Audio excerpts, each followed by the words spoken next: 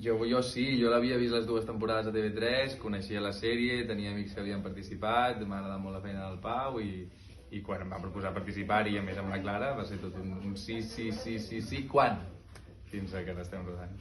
Sí, yo un poco igual, o sea, no la había visto, pero sí había escuchado mucho hablar de la serie y muy bien. Entonces, pues lo mismo, cuando me propusieron participar y con él y leí el guión, me encantó cómo estaba escrito, dije, pues ya está, para adelante con todo. Y luego conocer a Pau y poder trabajar con él ha sido todo un descubrimiento. Hi ha un repte molt xulo que és que és una sèrie, ho comentàvem ahir marxant, que és una sèrie per atletes, perquè en 3 dies fas moltes seqüències, normalment són amb molt de text totes, es roda molt plano seqüència, amb la qual no pots tallar moltes de les escenes, sinó que ha de ser en continuïtat. Llavors jo tinc la sensació que de 3 dies no hi ha hagut cap de tranquil. Normalment en un rodatge hi ha algun dia que dius, bueno, aquest dia són escenes més tranquils. Aquí és tot tan concentrat que has de ser com super precís.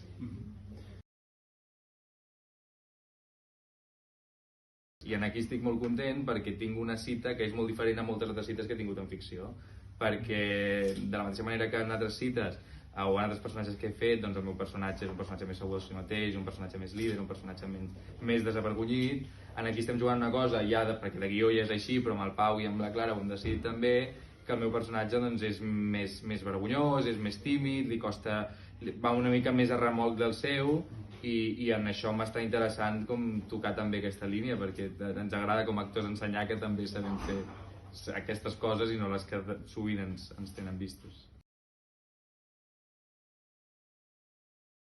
Nuestra cita va de 2 personas que la noche de Nochevieja han sido abandonados por sus respectivas parejas y entonces, pues bueno, se encuentran para ver si un clavo saca otro clavo. Y bueno, y a partir de ahí pues ya se desarrolla todo lo que no podemos contar porque si no, no tendría interés ver el capítulo. Es que lo ha contado muy bien, lo ha explicado muy bien, no puc afegir res. Me he copiado de lo que ha dicho Pau completamente. Efectivament.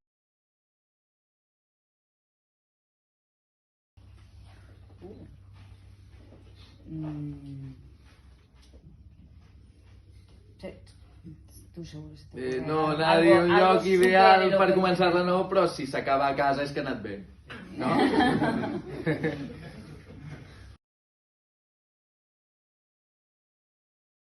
Rotundament no, el meu terapeuta m'ha fotut una bronca brutal per enmig d'una ruptura anar-me'n amb una persona desconeguda en un hotel, no, rotundament no.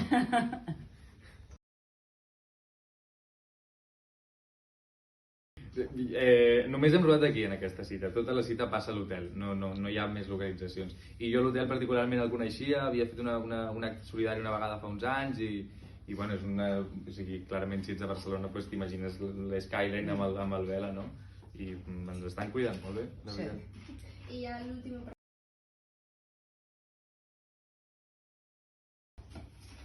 Yo tengo pendiente de estrenar una película que rodé en República Dominicana que se llama Books and Drinks y luego la segunda temporada de Limbo, que es una serie que rodé en Argentina.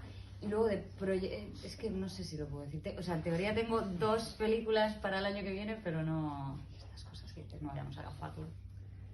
Jo vinc d'estrenar aquesta setmana mateix a l'Smiley pel Netflix. Gràcies, que guai. Merci, estem molt contents. I què més he fet? Moltes coses. He rodat una pel·li aquest estiu, aquesta tardor-estiu, que es diu La ternura, basada en l'obra de teatre d'Alfredo Sanzol, l'adaptació cinematogràfica, i ara estic aquí cites. I ara tinc una pel·li al gener, però crec que no puc tampoc dir-la.